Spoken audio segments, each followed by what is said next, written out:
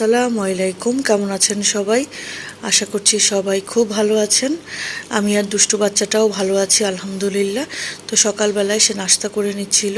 তার স্কুলে যাওয়ার জন্য তার একটা নাস্তা, সেটা হচ্ছে দুধ আর হরলিক্স। আর যেহেতু টিফিনে ফ্রুটস কেক দিচ্ছিলাম, বললাম যে তুমি একটু ট্রাই করে দেখো। যদিও সে খুব একটা ইন্টারেস্ট ছিল না খাওয়ার জন্য, কিন্তু আমি বলাতে জোরাজুরি করাতে একটু ট্রাই করলো আর বললো যে তার খুব ভালো লেগেছে। এরপর তাকে স্কুল থেকে দিয়ে এসে বারান্দায় আসলাম, একটু বারান্দায় দাঁড়াবো। আর এই প্যানপ্যানা বৃষ্টি দেখে মেজাজ খারাপ হয়ে যাচ্ছে কয়েকদিন থেকে, খুবই বাজে একটা অবস্থা। এরকম বৃষ্টি দেখলে আমার একদমই ভালো লাগে না। আমার মনে হয় যে বৃষ্টি পড়বে, একদম ঝুম বৃষ্টি, জোরে জোরে পড়বে, শেষ হয়ে যাবে। তারপরে যাই হোক, বারান্দায় থেকে চা বসিয়ে দিলাম এসে। এরপরে নাস্তাটা খেয়ে নিচ্ছিলাম, পরোটা আর পেঁপে ভাজি ছিল। আর এই যে দুষ্টুটা আবার স্কুল থেকে চলে এসেছে। দেখেন আমার জলি মাইন্ডের বেবিটা, তার এখনকার ফেভারিট নাস্তা হচ্ছে ডিম আর রুটি। মাশাল্লাহ, সে এই খাবারটা খেতে শিখেছে, ডিমটা সে এইভাবে খায়। তো যাই হোক, এরপরে আমার শাশুড়ি মাকে আম কেটে দিলাম আর আমি রান্নার শুরু করে দিলাম। আজকে একটা আইটেমই করেছি, আর গতকালকে সব কিছুই ছিল।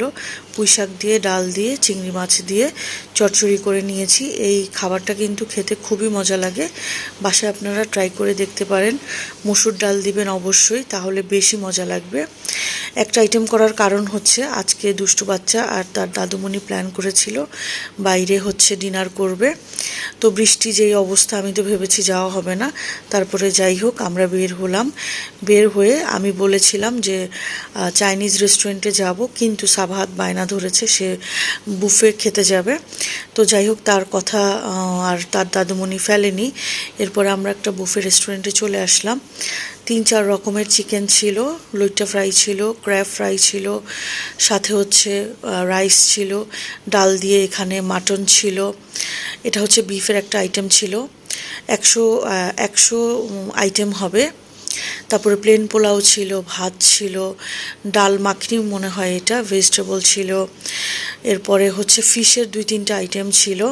মানে এত আইটেম যে খাওয়া তো যায়নি। আমি শুধু 2-3টা আইটেম ট্রাই করেছিলাম। ফিশের 2টা আইটেম আমি ট্রাই করেছিলাম, আর চিকেনের 2-3টা আইটেম ট্রাই করেছিলাম। এত খাওয়া যায়নি। আর স্যুপটা ট্রাই করেছিলাম।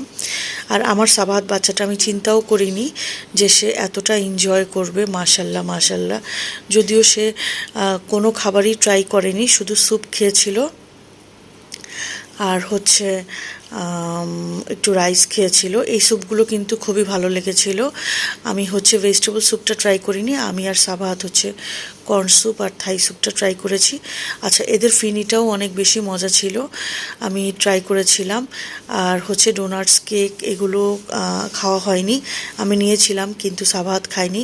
এখানে চটপটির প্রত্যেকটা আইটেম ছিল মিক্সড করে নেওয়ার জন্য।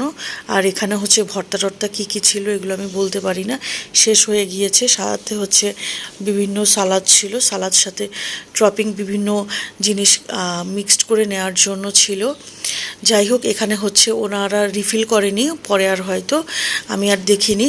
যেহেতু আমি খাবো না এগুলো বেশি, তাই খুব একটা আমি ইন্টারেস্ট ফিল করিনি। আমি আর সাবাহাত স্যুপ নিয়ে বসলাম। মাশাল্লাহ, ইদানিং আমার বাচ্চাটা নিজে নিজে খাওয়ার ট্রাই করে। তো যাই হোক, অপোজিট সাইডে বসাতে সে একা একা খেতে পারছিল না, তাই আমি আমার সাইডে তাকে নিয়ে আসলাম। আর ওই টাইমে সাবাহাতের দাদুমণি আবার তার জন্য খাবার নিচ্ছিল খাওয়ার জন্য। তো যাই হোক, এই থাই স্যুপটাও খুব ভালো ছিল। অ্যাটলিস্ট সাবাহাত খুব পছন্দ করেছে, আর সে পছন্দ করলে আমিও পছন্দ করব। সে কর্ন স্যুপটাও খুব মজা করে খেয়েছে। আর ইদানিং সে একটা জিনিস শিখেছে, সেটা স্যুপের মধ্যে অন্থন ডুবিয়ে খাওয়া। এটা আমি কখনো খেতাম না, কিন্তু দেখলাম সে কয়েকবারই এর আগেও কয়েকবার রেস্টুরেন্টে স্যুপ খেতে গিয়েছি, তখন সে অন্থন ডুবিয়েছিল। আর কালকেও দেখলাম সে আমাকে বলছে, মাম্মাম আসো, আমাকে অন্থনটা ডুবিয়ে দাও, আমি ওভাবেই খাবো। তো যাই হোক, একভাবে খেলেই হলো, তার যেভাবে ইচ্ছে পছন্দ সে সেভাবেই খেয়েছে। তারপর এই যে তাকে আমি খুব সুন্দর করে একটা প্লেট সাজিয়ে দিলাম।